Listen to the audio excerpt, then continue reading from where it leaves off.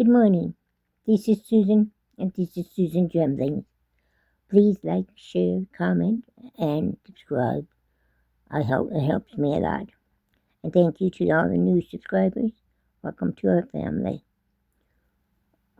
Kentucky Sawdust Pie. I never heard of this pie before, but I understand it's quite popular down in Kentucky.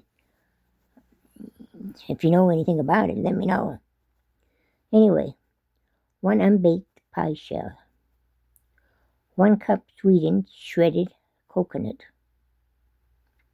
1 cup of chopped pecans.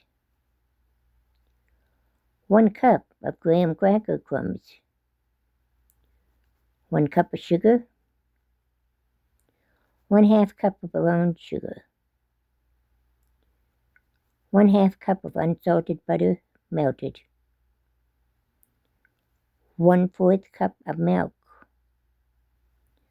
1 teaspoon of vanilla. 3 large eggs beaten. Preheat your oven to 350 degrees. In a large bowl, combine shredded coconut, chopped pecans, graham cracker crumbs, sugar, and brown sugar. Mix well.